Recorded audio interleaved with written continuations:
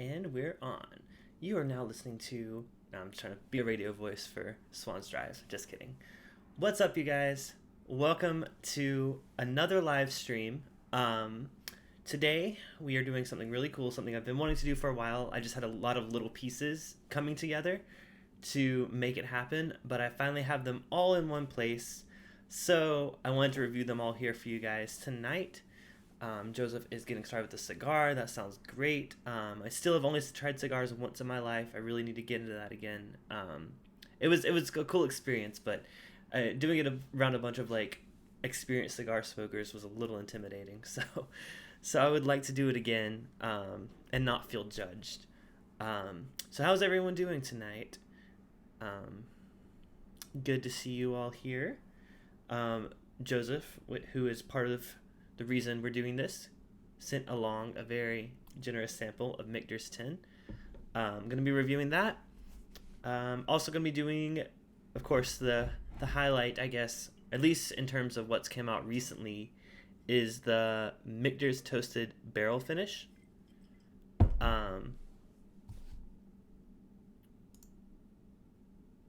Just want to... Am I live? Wait, I just want to make sure I'm live this time, right? Can you guys see me? Thumbs up. Just want to wait. I noticed like it's like that time that I didn't realize I wasn't live. Okay, so Brandon responded to something. So did I get that from K&L? The toasted barrel finish. Okay, thank you, Brandon. I appreciate it. I just wanted to make sure before we got into things. Yes, Oh no, sorry, I didn't. I got the Bombergers, which is another one I'm going to review tonight. I got this one from, actually I got this from the liquor store. I told you, you recommended I went to go check out a liquor store in Silver Lake here. It's like actually a wine store. So I went there to get some Weller, but they didn't have any Weller, but this was just like casually just sitting on the shelf for $65. And I'm like, that just came out. I'm gonna grab that one. So they only had one. Is your shirt ugly? Oh, well, you don't like plaid? Well.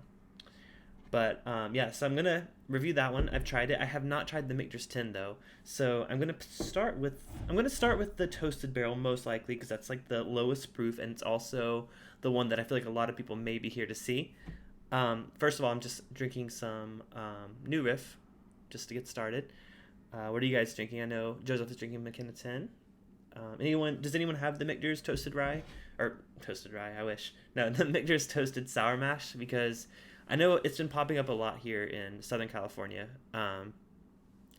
Brandon, we do need to hang out soon. Yeah, I've gotten a lot of stuff lately that I'm dying to share with people. So, yes, you're welcome over anytime.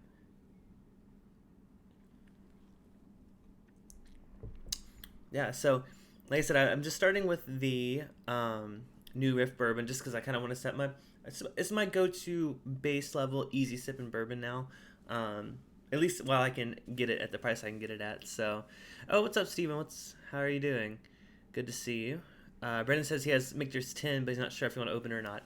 So, Brandon, funny story. I also have the Michter's 10 rye that I haven't opened yet. I don't think I thought about opening it for tonight, but I'm like, I'm already drinking so many cool things tonight. I really don't feel like I need to open that bottle. I'm still saving that bottle. So, just got a bottle of Four Roses limited edition. Oh. That sounds. I've only tried one of those, and it was from like a couple years ago. So I don't remember. I haven't had any of the recent releases, but I know it's just humble bragging, right? I know between him and the releases Perry has been getting for like press kits, I'm super jealous. But maybe if you guys like this video, I'll blow up and I'll get sent some samples. I don't know. I'm just kidding. I was like, maybe I'll start buying some views on my videos and start buying followers, and maybe I'll get noticed by these brands. We'll see. Yes, I'm gonna go ahead and move on to the first pour, which will be the toasted barrel finish sour mash. So I had never actually had their sour mash. The regular release is just Michter's US one sour mash. I hadn't had that. I know that won a lot of awards recently. I have had every other one of their releases in their like base lineup. I've had their bourbon, their rye, their American whiskey, which was the first one I actually bought. So I haven't had the regular sour mash, but I knew I wanted to try this just when I heard about it. It's basically taking their award-winning... I'm not sure... Does it say what it won? Um, their Sour Mash won like Whiskey of the Year from some competition. So they kind of honored it by doing a toasted barrel finish, which was what they basically did is they took what they already had done with the Sour Mash, and then they added it to a barrel that had just been toasted instead of like charred. I don't know I'm not a barrel char person, but they basically toasted it, which brings out a lot more of the flavors than if they had just did the regular charring procedure or whatever. Don't know the specifics of it. I know you can probably go on their website and see a lot more. It doesn't really tell you specifically what they do on the back. It just says hand selected charred white oak barrel finish in a toasted barrel. So so not yours. Chad might open it. Oh, cool. Yeah, no, that's awesome. I'm totally not sold on Four Roses. I haven't been a huge fan of theirs. I liked the small batch select that I tried recently. That's the only thing that has come out of there that I've like really liked. So I don't know. Maybe it's just not my flavor profile. I mean, I just went to an Old Forester tasting it, and I wasn't super impressed either. So I guess there's just certain distilleries that I gravitate towards. Like, no offense to people that love Four Roses, but or I just maybe haven't had the right recipe of Four Roses.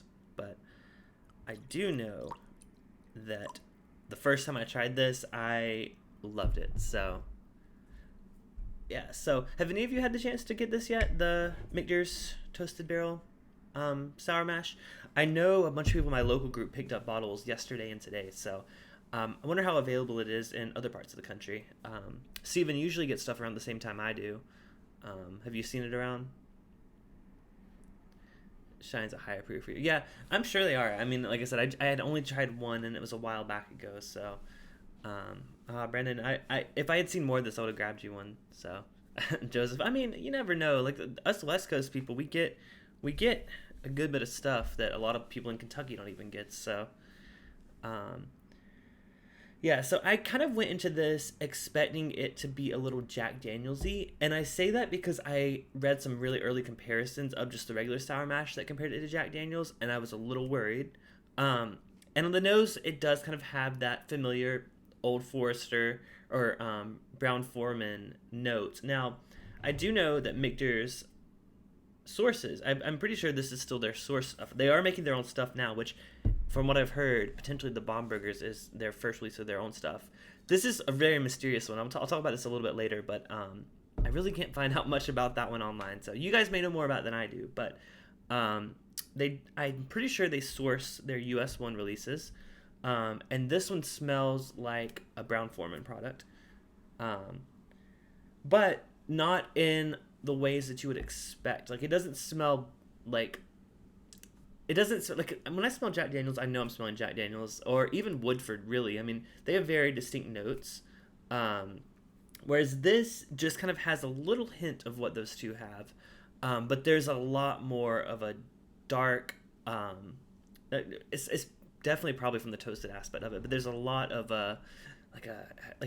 I say creme brulee almost, like a creme brulee nose on it, and it comes through on the taste too. So let's go ahead and try it. On the nose, it smells like it's funny. It smells like you lit charred wood. Like, I'm just imagining back when like I was in Boy Scouts. It brings back one of those weird memories where like people would like burn like just wood and you would smell it in the air. Like, I guess when you're starting a fire. I don't know. I was a Boy Scout, okay? So it has like almost a very wood forward note that I don't normally get on the nose of whiskeys. There's very rarely that I get a lot of oak on the nose, except maybe some older Knob Creek picks, but this one's a little different. It's almost like a new oak. Like, I've said this note before. I say Home Depot. I love the smell of the like lumber section of Home Depot. So I get that on that. So it's like a new wood, which is interesting. So caramelized sugar, campfire smoke. Absolutely. Yeah. It's, well, caramelized sugar, I said creme brulee, so I'm not that far off. Oh, what's up? Mashing Drums here. What's up, Jason? Yeah, so it's really good on the nose. So let's go ahead and give it a taste.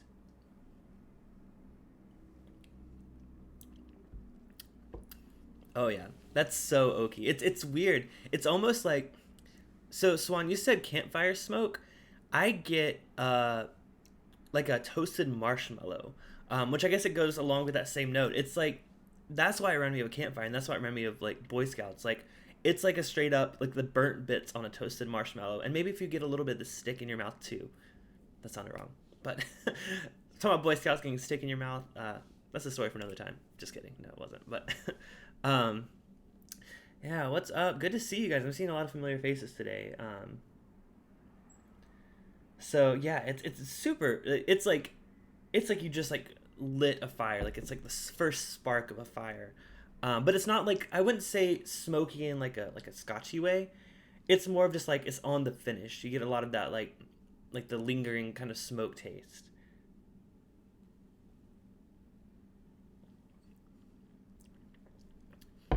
Jason, I always miss I watch the replays of your streams, but I always miss like the actual stream. It's because I'm usually the nights you go live are like I have plans because that's like when I meet up with a lot of friends. So I always miss your live streams, but I do watch a good bit of the replays. Not every single one, but yeah, I really do love the stuff. If you guys, I mean, you guys all obviously know him, but yeah, go check out his channel, The Mash and Drum. Really cool whiskey channel. It's where I get a lot of my info and I get a lot of my recommendations from him because I feel like we have very similar things that we like. So.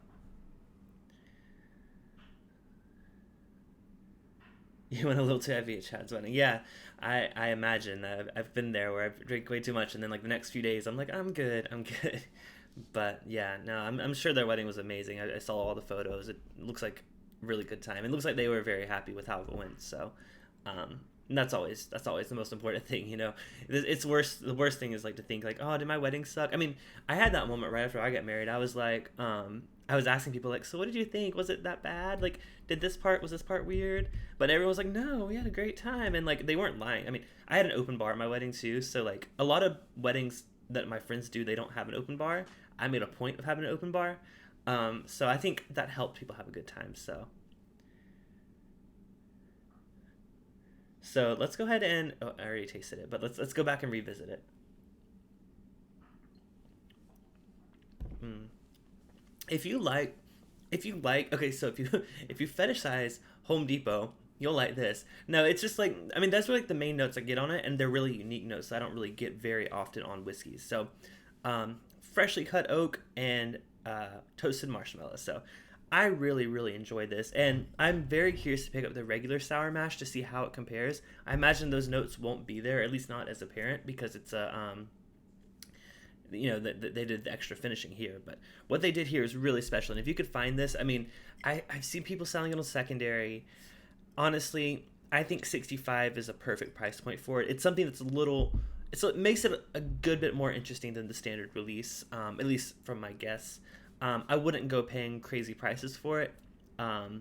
I think some of Michter's other products may justify that, but I think this is very good. I mean, it's not that hard to find, at least out here. I mean, people have been picking it up the past few days. So if you see it and you're interested in that kind of flavor profile, highly recommend checking it out. So, and that's the thing, Jason. I was really disappointed when I saw the proof on it. Like I saw it's 86 proof. Like, come on, Michter's like. Who is your target audience to this? Because I would think their target audience to this would be people that are more into higher end stuff, and usually higher end stuff is higher proof. So yeah, that's a little disappointing. All except Joseph, the one I'm going to end with tonight, the Barrel Strength Rye, one of my favorite Michter's products, probably my favorite. I'm going to try a few of these other ones today to see for sure, but this one. So Steven says the Sour Mash Normal was your least favorite out of their standard releases. Interesting. Like I said, I've never had it, so it may, honestly, on its own, it may not be that special, but I've never had their toasted rye or their toasted bourbon, so it may just be what they're doing with the toasting that's special. So I guess take that with a grain of salt. I'm not saying that their sour mash is any good, but their toasted barrel sour mash is really good. So yeah, I'd love to try that. So I'm going to go ahead and dump this. And Joseph, we're going to move on to your sample next. And Joseph, again, generously sent me a sample of Michter's 10, the bourbon. And it is 94.4 proof. So I'm really excited to get into that because I do. No, Joseph, I already drank the Dovetail. I'm drinking the Michter's 10. Or is it's the bourbon, right? Or is it the rye? I mean, either way. Either way, it's cool. But um, yeah. So let's go ahead and pour this.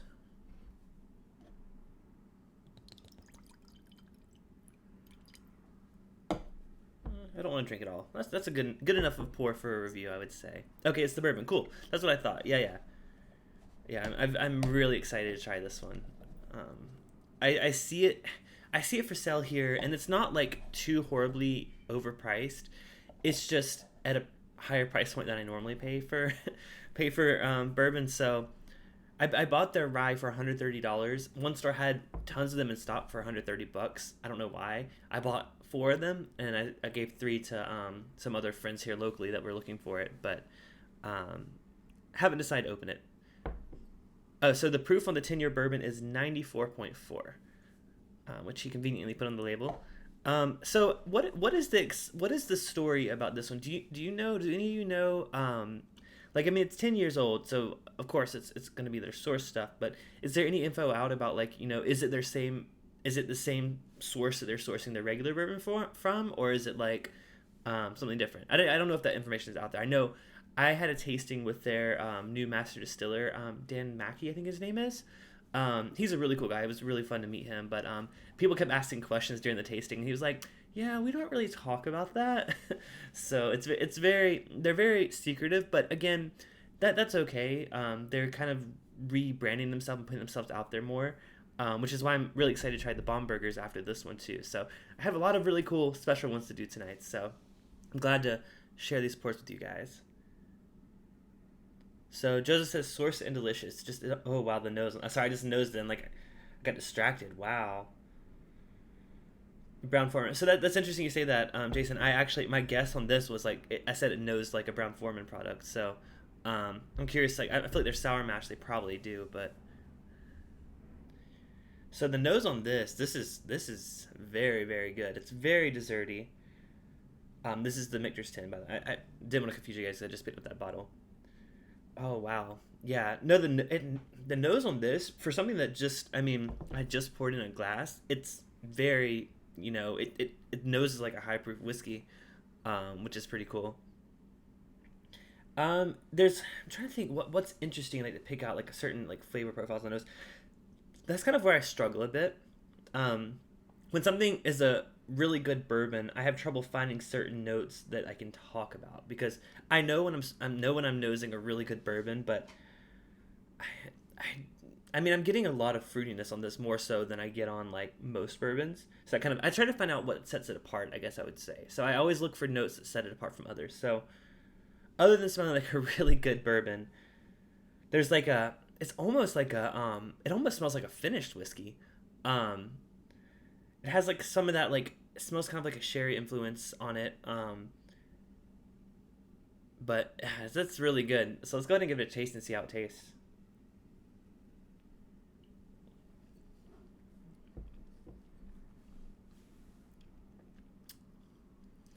So,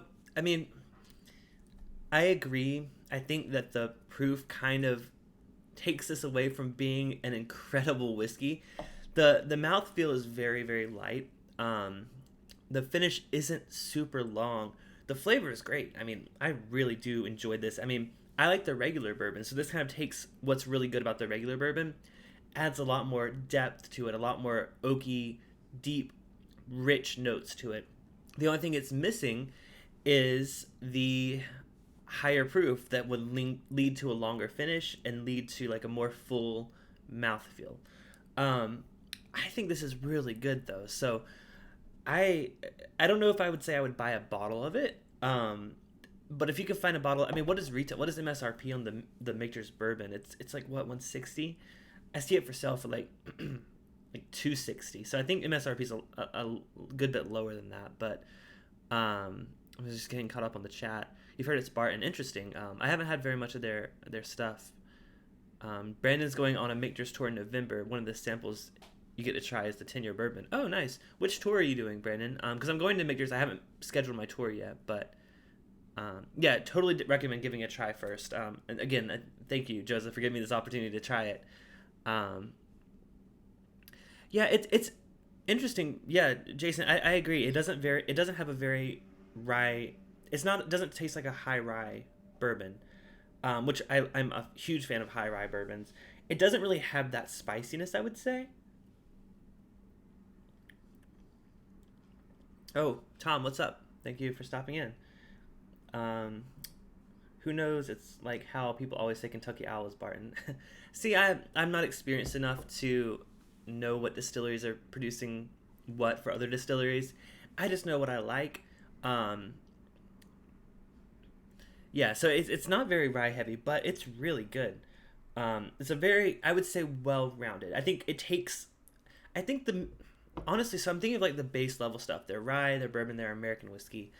I think the rye is my favorite of those. And I think the American whiskey tastes better to me than the bourbon, the regular releases. So I think this makes the bourbon way more interesting. And I wish that their bourbon tasted as good. I mean, if this were their regular bourbon, this were their like, you know what, 40 $50 bottle of bourbon, buy that every day. That's it's really good. But for the price, I don't know if I would say I would pay that price for a bottle. So I give that a recommended try if you can get it for a good price, or you have a friend that sends you good samples. But I wouldn't say I would buy it. So Steven says, "Has anybody tried the barrel strength bourbon?" I didn't. So I feel like I read that existed, but I feel like I forgot it existed. That sounds awesome. If it's anywhere near as good as their barrel proof rye, I would absolutely love that bottle. Um, so Jojo says a year ago, Michter's 10 was my favorite. Now it's not even top 10. I get that. Like, I mean, there's certain things that I used to love, and then I go back to, and I'm like, yeah, it's okay, but I've had better since. So totally understand that. But um, it's really good. I don't want to pour it into my dump glass. I want to finish it. I feel like I've been blazing through reviews on these live streams a little too quickly lately, so I need to take it slow. Just sit on the bourbon a minute, maybe pick up some more notes, and chat with you guys. So. Um, Oh no, I have the barrel strength right, Jason. Thank you though. This is this is my favorite Michter's product so far. I think Steven was talking about the barrel strength bourbon, which yeah, I would love to see that out in the wild. Oh wow, this I mean the nose on this is really really good. It's all the good things I love on a good bourbon nose. It doesn't have any of that like banana funkiness I kind of got on the sour mash.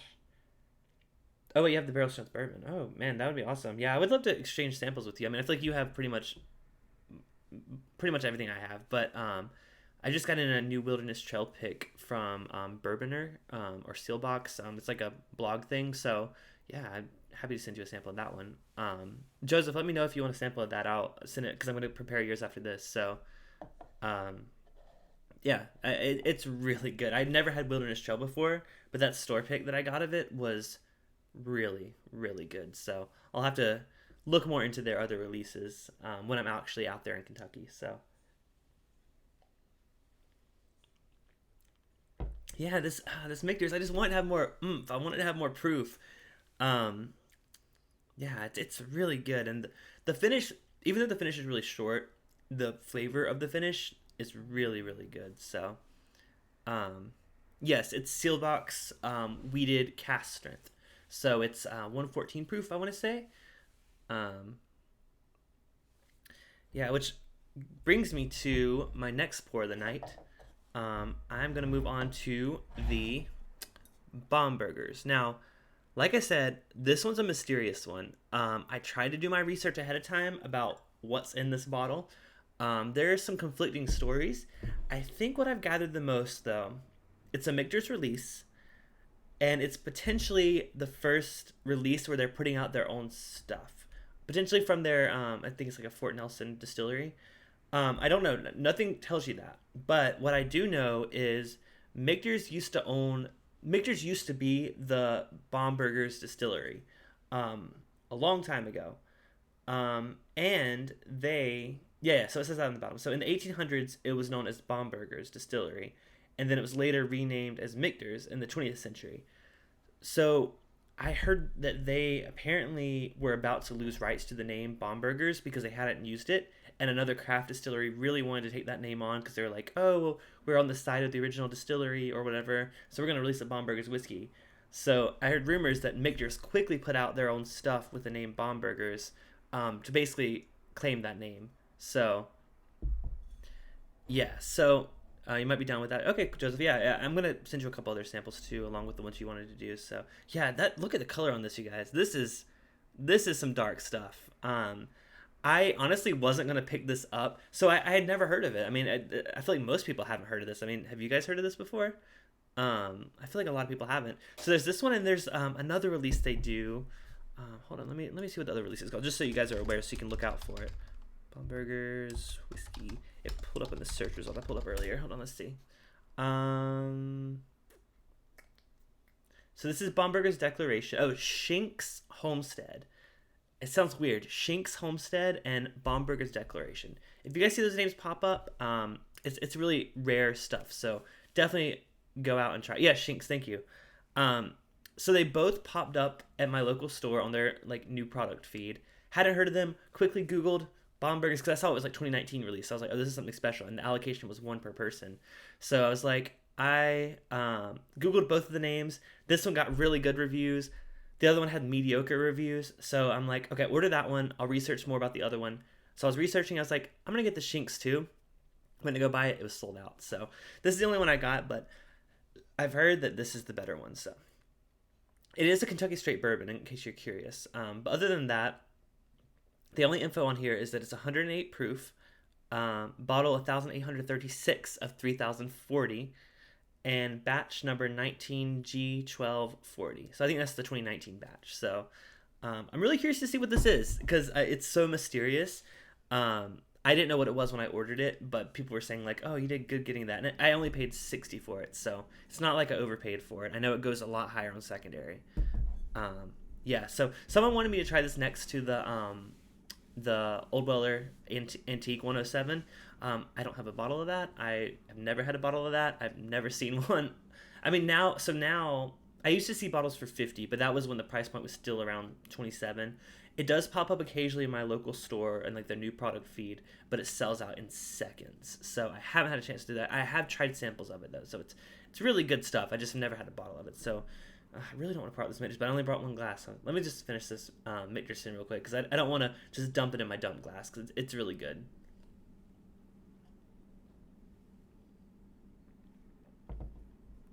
The fact that I can just take a whole mouthful of it and swallow says it needs more proof.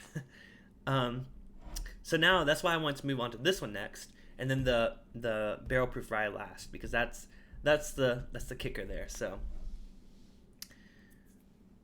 Elijah Craig 107, that would be really good. They should release a higher proof Elijah Craig. That would be a really interesting addition to their product lineup because their regular stuff, even the store picks are all 94 proof. So having something that's in between their barrel strength and their 94, I mean, I feel like the single barrel store pick program should be where that category is. Even if it's, like between 100 and 107, something higher than the regular 94, that would be really cool. Barrel proof picks, oh, that would be awesome, Joseph or Steven. Cool. So we'll get every last drop of the Michter's 10 before we move on to the Bombergers.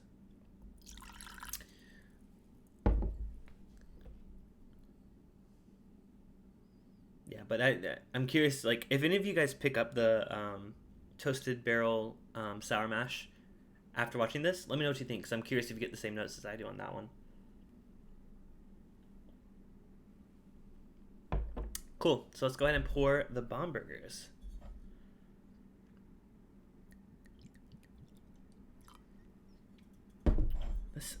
I am surprised how dark this is. I mean, the rye is almost as dark, but that's a really dark whiskey. I don't know the age on it though. I don't think that info is released. As far as I know, that info is not released. So, but I have a feeling it's probably pretty old. Ooh, that nose, it's so rich. Oh, that's it. I have a feeling the mouthfeel on this one's gonna be really great because sometimes I can tell that on the nose. 11-year single barrel pick. Yeah, so I had three. I currently have 3 Elijah Craig single barrel picks. I have one that's 9 years old, which is really good. One that's 11 years old. That's the best. Then I have a 12-year-old one that is kind of mediocre, honestly. So it's really weird how, I mean, again, it's just the barrel, but I know that both the 11-year-old and the 12-year-old came from the same store. I reviewed it, I think, a couple weeks ago, so check that out if you missed it. But I expected the 12-year one, since it was like a low-yield barrel. I thought that it was going to be really flavorful and really just like the best of the best. But honestly, I preferred the younger one better. So that was really interesting. So, yeah. So you said tastes like Elijah Craig gas. You're talking about your 11-year pick? Yeah, so it's funny. My 9-year pick that I have, the youngest of the picks, tastes like classic Elijah Craig, and I love it. The 11-year has something a little special going for it.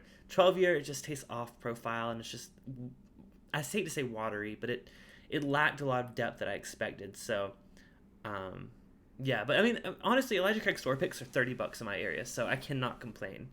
Oh wow, I really do love the notes on this. It noses like a really old whiskey, which would be interesting if this was their actual first, like, their own stuff they're putting out.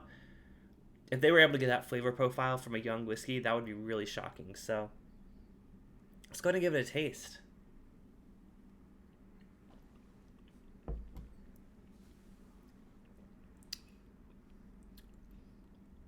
It's funny. It tastes. There's like, oh, that's a weird note.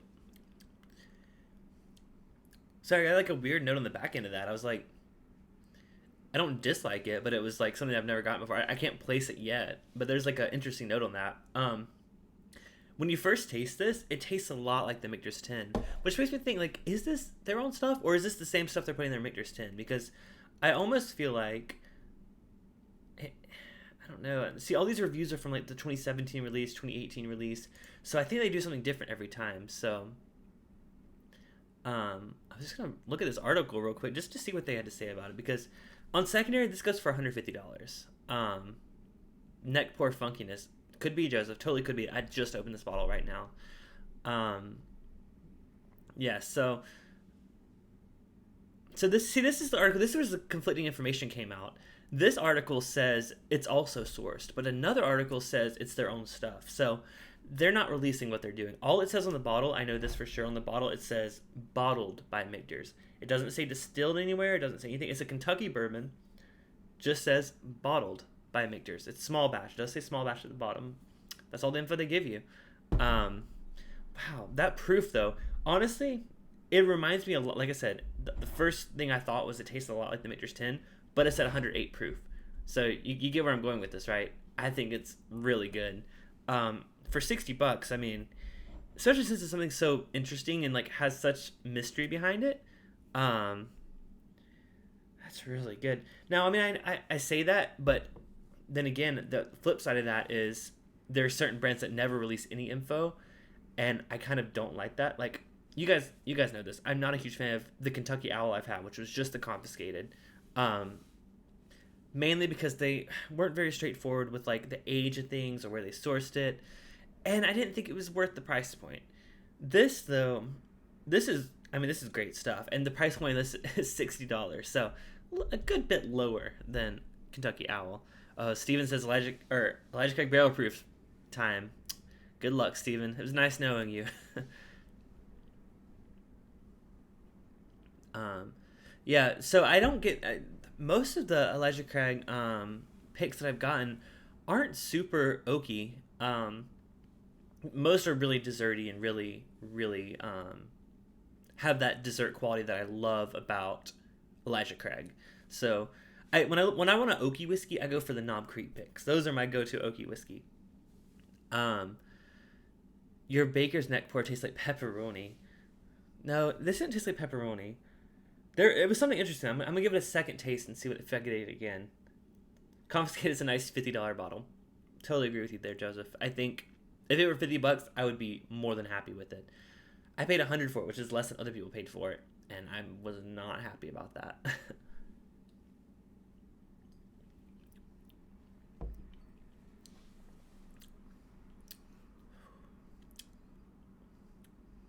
That's really nice. It drinks.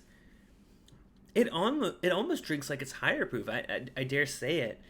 It doesn't drink like an Elijah Craig barrel proof, but that extra, like the 108 proof, it does wonders for what they're putting out, because going from a 94 proof to a 108 proof, would recommend this any day over the, what is the ridiculous like MSRP on this? I don't know the MSRP on this, but the secondary for it is like 260 in my area. So, and more on the actual Facebook groups or whatever. Yeah, so any day, even if you're not that I recommend paying secondary for this. Like I said, I saw it for like 130, 150. I guess I'm just cheap, and I don't buy $160 whiskey unless it freaking deserves it. So that's just me personally. But if you can get this for retail, I highly recommend it. It's a really good. It doesn't have anything super interesting about it. It's not like it's like a like an off profile bourbon.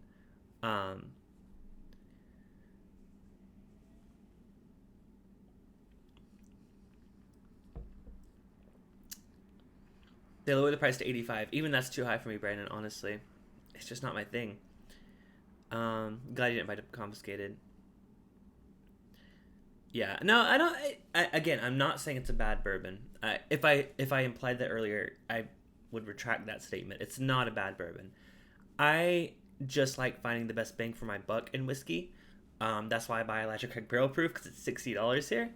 That's why I buy Booker's, which is also $60.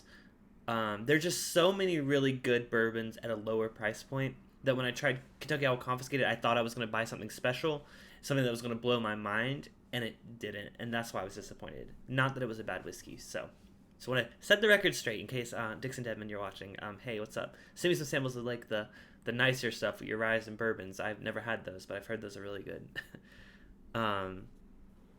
Brandon, so you say you got your Michter's 10 for 125. So you got the bourbon for 125? Interesting, because I know the rye. I got the rye for 130. So you're not gonna say what's your favorite Michter's 10. Joseph, like you said, for a while though, to be fair, you said for a while it was your favorite, your number one bourbon. That in itself, I would say makes it worth it. Unless you paid like $1,000 for it, then like screw that. But Steven says, I can't wait to dip into my Kentucky Owl Batch 8. Like I said, I'm not dissing the brand, and I've heard that their stuff is really good. I know their pricing is a bit outrageous personally, but I haven't tried the stuff to justify it, so I'll just say that.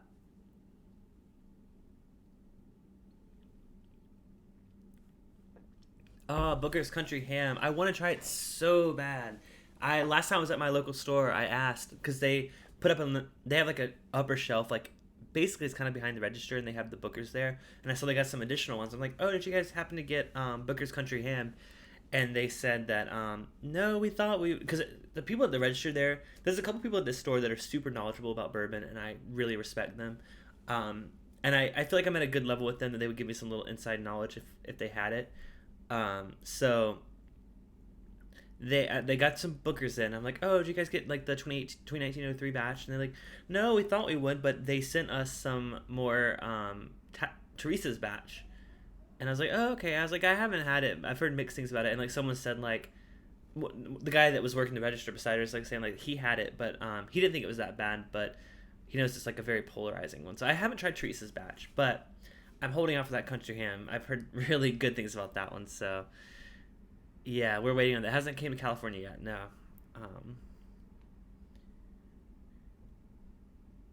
I hate everyone at all the stores by me are waiting on Booker's.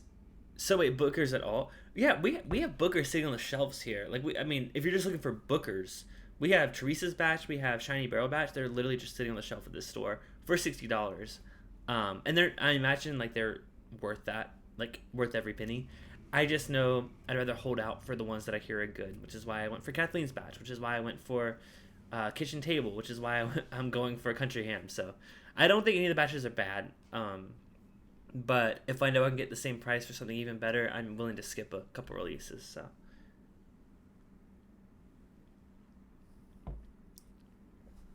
Pavilions carries Booker's for 68. Interesting. I haven't seen that at Pavilions, but I have seen. So when I scored my 6 bottles of Blanton's, I got all 6 bottles at Pavilions because you get like a discount when you buy 6 bottles. For those of you who aren't familiar, that's how this like brand works. You have to buy 6 to get a 10% discount. So I got 6 bottles of Blanton's, and with the discounts, it was like $60. I've only drank 2 of them, so I still have like 4 more bottles of it. But yeah, they get some good stuff there. It's really, really surprising. I can't find it all, and I picked a bunch of 2016, 2017 Bookers a few months ago. Oh, nice. So the older stuff is harder to find out here. Anything like past last year, I can't find anywhere. Or if I find it, they're selling it for like $100. Yeah. I just... Any thoughts on Blood Oath? I haven't had it, so I have no thoughts on it. I was very tempted to get the Blood Oath pack, 5th pack or whatever, because I saw it for $100, but I don't know enough about the brand. I've heard good things, but I don't know. I'm cheap with whiskey. I buy $60 is my like price point where I'm comfortable spending. Anything above that, it has to be something really special, which leads. Oh, that's a good segue. I wish I would have planned that. Which leads me into my next pour of the night and my final pour of the night, which is the Michter's Barrel Strength Rye. Steven, you know I love this.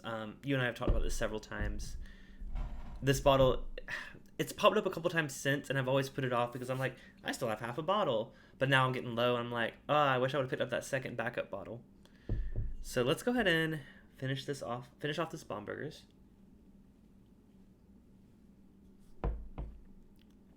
That's really good. I'm glad I picked this up. I was taking a risk not knowing anything about this brand when I bought it, but I'm very, very happy that I did. Now I'm curious what the Shinx, I keep wanting to say Shulk or something like Super Smash Brothers, but I'm curious what the Shinx tastes like in comparison. I know it's like a similar thing going on there.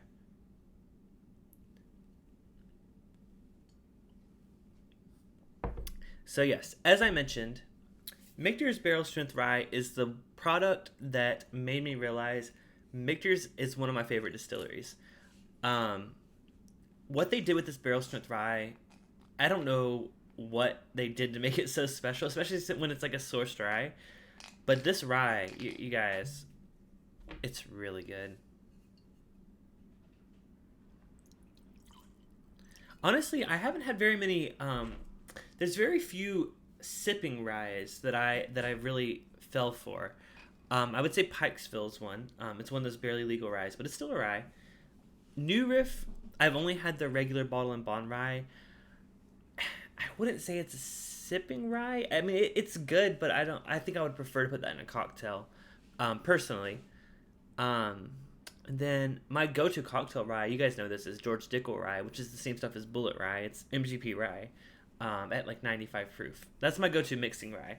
So bottle and bond rye is more like, or New Riff's bottle and bond rye is more of my like, I want a fancy cocktail.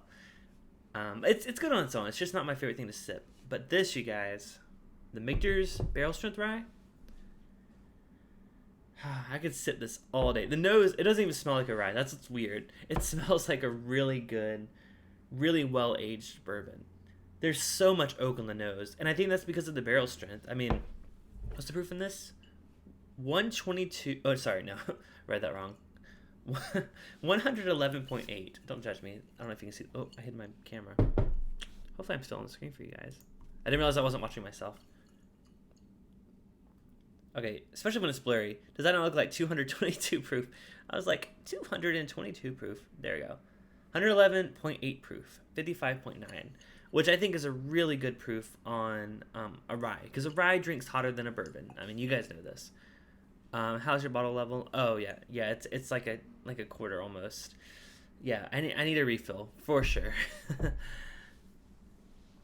Oh yeah, knowing that the barrel proof bourbon is out there, that would be awesome. I would love to get that. And if Jason can send a sample, that would be even better. I'd love to try it before I buy. Honestly, I don't know what the price point on that is though, you guys.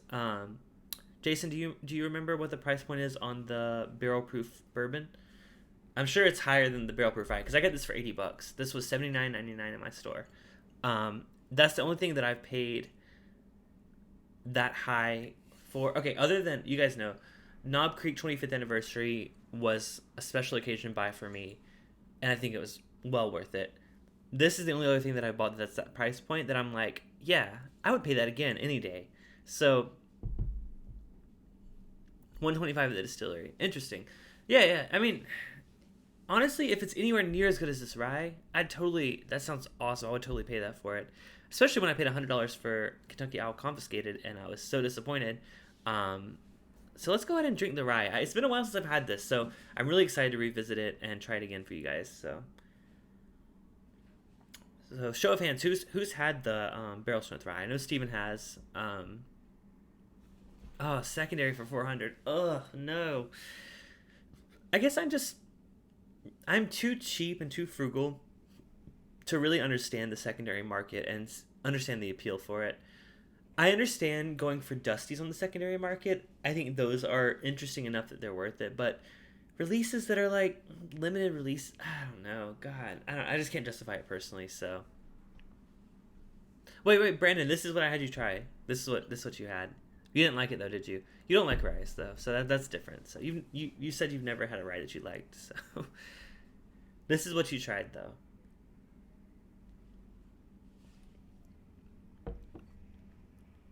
So you know how I just said that on the nose it doesn't smell like a rye? Flavor profile, that's not even like a low rye. That is a high rye. I would almost, they don't release their mash bill in this, I would almost guess this is like a 95% rye. So if you're not a rye person, yeah, I mean, that makes sense, Brand. Like I was about to say, if you're not a rye person, you may not like this because it is a very similar profile of some of even the George Dickel rye. It has that same, I always say, like spearminty wintergreen note on it that I get on that. This one though, it amps up that, and it like George Dickel, I would say it has that flavor profile, but it's like one notey. It's like boop, I'm there. Whereas this is like a rush of like bourbon, like well aged. I don't know what I'm doing. Well aged whiskey notes that like come up and like accompany that wintergreen note. So this, if you like the typical rye note, highly recommend this because this amplifies it with more of those deep dark bourbon notes. So just catching up. Tell you how I justify myself by just naming more expensive hobbies. I mean, that's true. I mean, yeah, I totally say this is a hobby. I honestly track like my finances on there's like an app called Mint, and I don't put my purchases of bottles as hobby. I put those as alcohol and bars because I'm like responsible. But I do put all the tasting events I go to as a hobby because I consider it a hobby, and you guys probably do too. You mean with the hand, Steven? Sorry. Hey, what's up, Juan? Get light mint every time you barrel strength rye. Yeah, totally. So I get that mint too.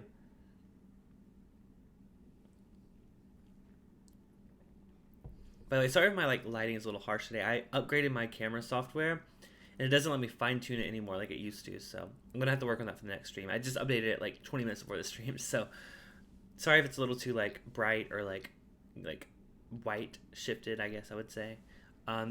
Because the thing is, like my lights are very warm, but I think my camera's trying to overcompensate and make things lighter. You guys don't care.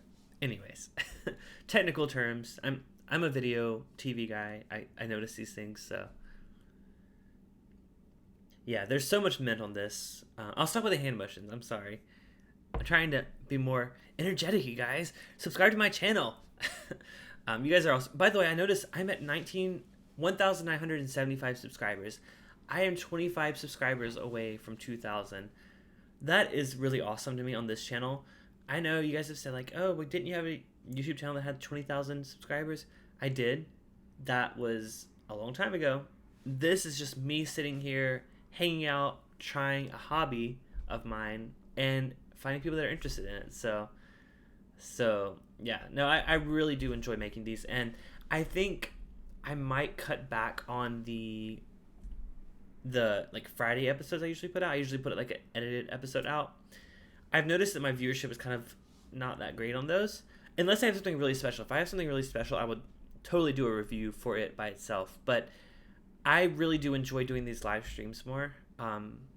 Just every time, even if like there's like no one here, I still really do enjoy them. Which, I mean, I say that, but like some of you guys are always here, and that really does mean a lot because I have done a couple streams where there's been like one viewer that like pops in and out, and they're fun, but like they're not like that fun. So I just consider it a chance to hang out with you guys. So I rarely hang out with other bourbon drinkers. So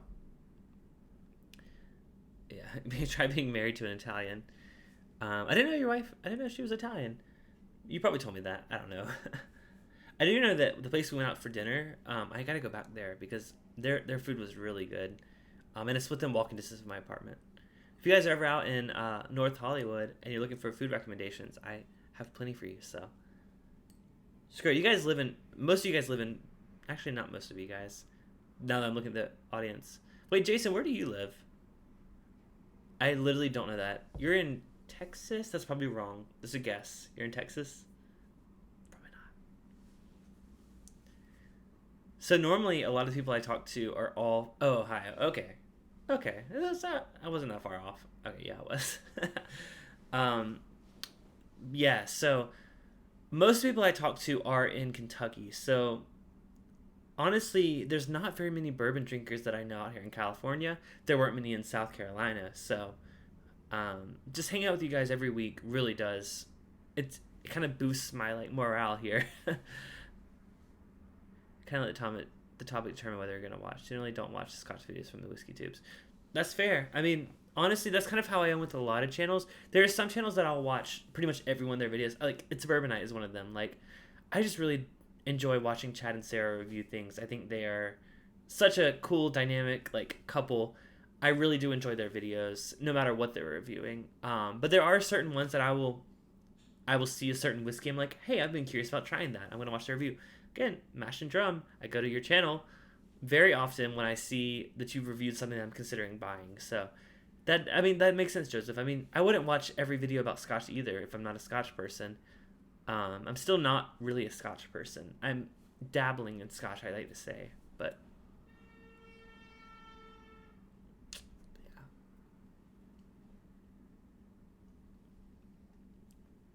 The collabs are kind of a hot mess. I don't want to say that because I do enjoy some of them. I just think there are certain channels that so there's certain channels that go live streams and they do like 3 or 4 hour live streams. I'm not going to name any names, but there's some people that do like 3 to 4 hour live streams. And yes, I like the people that are doing it, but do you expect me to come back and watch 4 hours of you streaming something? That's a little much for me. I mean, more power to you if you can do that and you have an audience for 4 hours. Totally. I'm not dissing them for that. It's just personally, like as a viewer, I don't know if I would rewatch that. So I would love to collaborate, by the way. If any of you guys are ever interested in coming on, I can figure out a way to have us both streaming, and then maybe we can make sure we have the same samples. So like if I have a bottle that you don't have, I can send you a sample. I would love to stream with some other people. So you missed Perry's streams. Perry said he was going to come on with me, so I'm still holding him to that. He said he was going to stream with me sometime, so we'll see if that ever happens. But yeah, no, Perry's streams were always fun because his streams are very relaxing. He has such a way of chatting with people that like it's just like a really cool vibe, and I really liked his streams. So I'm kind of trying to fill that gap. I know I'm a little more like high sprung and reviewing all these things, but Brandon, you hear me? I'm like, it tastes like bourbon and marshmallows. Like I'm not very good with the notes, but I just like drinking. I just like drinking. I have a problem. No. I like drinking. I like sharing my experience. And I don't really have many people here that I can do that with. So you guys fill that for me. And I just really... You would do a stream with me with the Michter's Barrel Proof Bourbon? Absolutely. I would love to have you on. Like, I mean, I know, like, my channel doesn't get the views that yours does, but, like, I would love to have you on, even if you're just, like, pop in for a second and review it with me. Yeah, let's, hey, message me later. I don't think, are we friends? I think we may be friends on Facebook. If not, message me, Twitter, Instagram, whatever. I'll get back to you, because that would be so cool. I would love to stream with you. We could do a live next time we hang out. Brandon, come by on a Thursday. No, you can't come by on Thursday. That's far for you. Yeah, no, dude.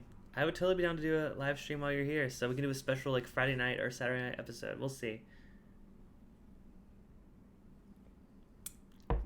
This rye is really good if you like rye. If you're not a rye guy, I've said this already, but try it at a bar first. I wouldn't say buy a bottle if you're not a rye guy, but I think we're at the end of our stream here tonight, you guys. Thank you guys you guys have stuck around the whole time. That's really cool. I really do. I know that sounds like really repetitive saying I appreciate it, but sorry, I saw Steve's message. I love Brandon's commentary after he drinks Booker's. Yeah, and then he immediately said right after, but before I get super happy, yeah, Brandon, you get a little into it, but again, makes for a more interesting stream, so I'm totally down. As long as you don't have to like, as long as your wife is here to guide you home. But yeah, no, I really appreciate you guys showing up tonight. Most of you are subscribed. If you're watching the replay and you're not subscribed, we're really close to that 2,000 numbers, so I would really appreciate the thumbs up and the subscription. Really does mean a lot. I have a playlist of all my whiskey reviews on my channel, so go check that out. Until next time, I'm not going to have a video up tomorrow. Like I said, I'm going to maybe start skipping the Friday produced videos for a while until I get something special. And then, yeah, I will definitely see you guys next week. I love these live streams. I look forward to them every week. So hopefully you guys somewhat do too. Some of you that are here every week, I hope you look forward to them. But yeah, as long as nothing illegal happens, that's fine. That's my motto. That's a good motto to have, Steven. And that's a good follow-up, Brandon. As long as you don't get caught doing the illegal things. That's my motto as well. Yeah, so, all right. I will see you guys later. I hope you have a wonderful night. Cheers to everyone. And I'm here to help you drink good whiskey. Cheers. Bye, you guys.